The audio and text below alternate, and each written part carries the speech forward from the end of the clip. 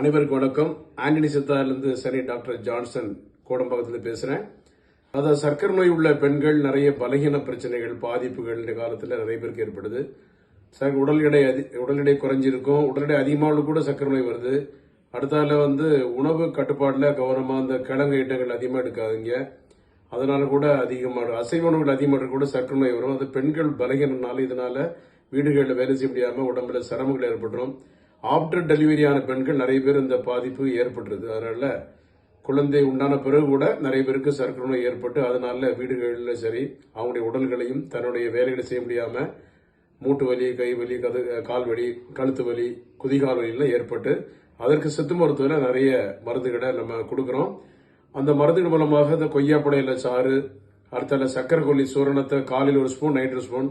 அது பிறகு உடம்பு மலச்சிக்கல் இருக்கு, சரியான முறையில் மலச்சிக்கலா வரல, மலச்சிக்கல் இருந்தா 3 நோய் வந்துடும். அதுக்குரிய மருந்துகள் திரிபலாச்சூரணம், கடுக்காய், நெல்லிக்காய், தாண்டிக்காய், இது கூட இந்த மருந்துகளை கூட இரவு 2 ஸ்பூன் சாப்பிட்ட பிறகு ஹாட் வாட்டர்ல எடுத்துக்கலாம்.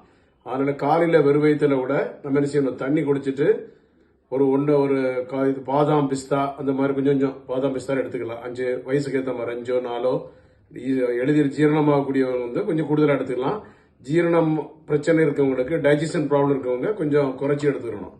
அது சர்க்கரை உள்ளவங்க குறிப்பா எடுத்தீங்கன்னா அந்த உடம்பு பலகீனத்துக்கு சரியாயிரும். அது பிறகு காஃபி டீ குடிச்சு விருப்பப்பட்டோம்னா பிரவுன் சுகர் போட்ட காஃபி டீயை குடிச்சிக்கலாம். வீட்டில் நல்லா வேலை செய்யுங்க. சர்க்கரை நோயை உணவுனால கட்டுப்படுத்த முடியுமே ஒழிய மருந்துனால குணப்படுத்த முடியாது. மீண்டும் ஒரு நேரில் சந்திப்போம். நன்றி, வணக்கம். Doctor G. Johnson, BSMS.